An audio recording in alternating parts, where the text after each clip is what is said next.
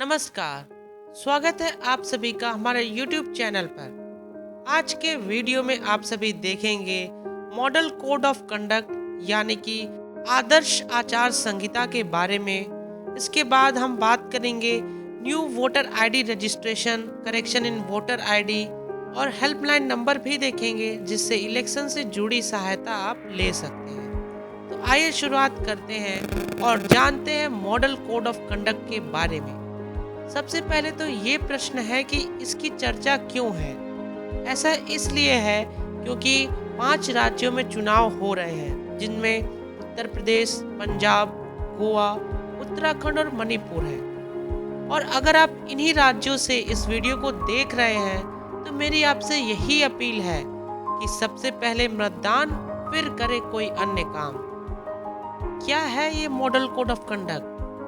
Model code of conduct election commission द्वारा issue किए गए एक ऐसे सेट ऑफ गाइडलाइंस हैं या फिर रूल्स हैं जो कि सभी पॉलिटिकल पार्टीज को फॉलो करना होता है, यानी कि पॉलिटिकल पार्टीज को कंट्रोल करने के लिए बनाए गए rules and regulations he model code of conduct है। मॉडल कोड ऑफ कंडक्ट उस दिन से ही लागू हो जाता है जिस दिन किसी भी इलेक्शन शेड्यूल का अनाउंसमेंट होता है और वे उसके रिजल्ट डिक्लेरेशन तक रहता है। आर्टिकल 324 इंडियन कॉन्स्टिट्यूशन का इलेक्शन कमीशन को ये पावर देता है जिसमें वो free and fair election conduct करा सके। अगर इसके इतिहास की बात करें तो सबसे पहले मॉडल कोड ऑफ कंडक्ट 1960 में केरला असेंबली इलेक्शन से शुरू हुआ था, जहां पे स्टेट एडमिनिस्ट्रेशन ने एक कोड ऑफ कंडक्ट सभी पॉलिटिकल पार्टीज के लिए बनाया था और इसी को 1962 में लोकसभा इलेक्शन में वाइड रेंज में सभी पार्टियों के लिए सर्कुलेट किया गया था। आइए देखते हैं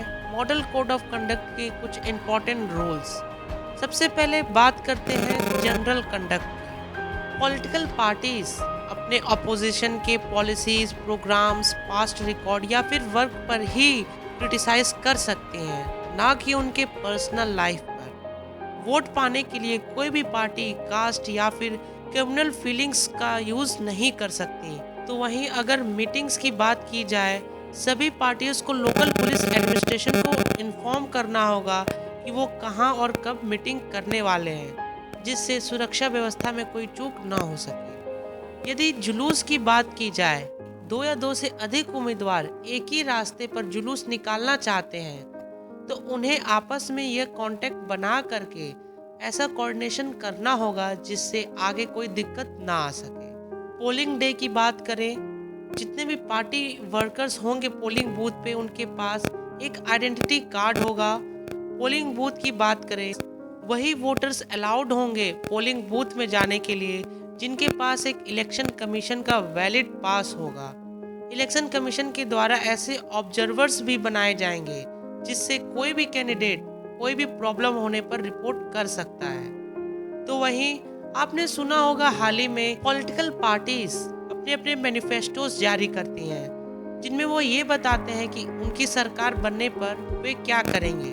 तो इलेक्शन कमीशन ने सभी पॉलिटिकल पार्टीज उसको प्रोहिबिट किया है कि वो ऐसे लुभावने वादे नहीं कर सकते जिसे वो अचीव ही न कर पाए। इसीलिए उन्हें पहले ये बताना होगा कि ये वादे अगर वो कर रहे हैं तो किस तरीके से इसे पूरा करेंगे।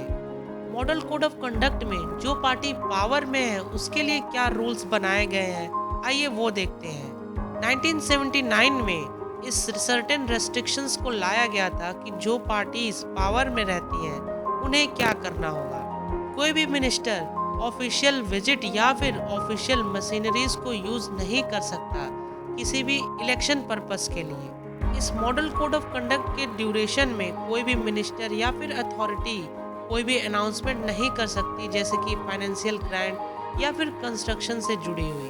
अगर मॉडल कोड ऑफ कंडक्ट के लीगल इन्फोर्समेंट की बात करें तो ये लीगली एनफोर्सेबल नहीं है, लेकिन फिर भी इलेक्शन कमीशन इसे स्ट्रिक्टली एनफोर्स करता है। सर्टेन प्रोविजंस हैं जो कि इन्वोक करने पर Indian penal code 1860, code of criminal procedure 1973 और रिप्रेजेंटेशन ऑफ पीपल्स एक्ट 1951 को यूज किया जाता है। तो अभी आपने देखा मॉडल कोड ऑफ कंडक्ट के बारे में। अब आइए देखते हैं कि अगर आपको न्यू वोटर आईडी रजिस्ट्रेशन करना है तो आप कैसे करेंगे। अभी कुछ दिन पहले ही मैंने ऑनलाइन इसी पोर्टल से रजिस्ट्रेशन किया था और मेरा वोटर आईडी कार्ड मुझे मिल चुका है और इस बात की मुझे खुशी है कि मैं पहली बार इस मतदान के पर्व में अपना योगदान दूंगा।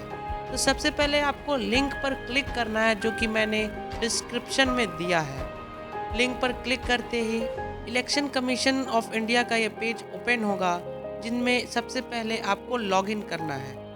अगर आप पहले से रजिस्टर्ड हैं डिटेल्स को एंटर कर लॉगिन कर सकते हैं और अगर नहीं तो क्रिएट एन अकाउंट पर क्लिक करें। इसके बाद आप अपना अकाउंट ईमेल आईडी या फिर मोबाइल नंबर से क्रिएट कर सकते हैं। मोबाइल नंबर या फिर ईमेल आईडी एंटर करने के बाद आपके पास ओटीपी जाएगा जिसे आप एंटर करने के बाद रजिस्टर्ड हो जाएंगे और उसी डिटेल से जब आप फिर से लॉगिन करेंगे तो ये पेज ओपन होगा और आप देख सकते हैं कि यहाँ पे new voter ID registration, correction in voter ID, shifted to other places या फिर रिप्लेसमेंट ऑफ वोटर आईडी और डिलीशन ऑफ वोटर आईडी का ऑप्शन अवेलेबल है। इनमें अगर आपको न्यू वोटर आईडी रजिस्ट्रेशन करना है तो फर्स्ट ऑप्शन पर क्लिक करें, करेक्शन के लिए सेकेंड ऑप्शन पर जाएं और भी डिफरेंट ऑप्शंस को यूज़ कर सकते हैं। आइए अब देखते हैं वोटर्स हेल्पलाइन नंबर के बारे में। वोटर्स हेल्पलाइन नंबर है 1950। इस नंबर से आप कोई भी तरह की हेल्प ले सकते हैं इलेक्शन से जुड़ी हुई। आज के वीडियो में इतना ही। अगर आपको वीडियो अच्छा लगा हो तो लाइक, शेयर और चैनल को सब्सक्राइब करना ना भूलें। धन्यवाद।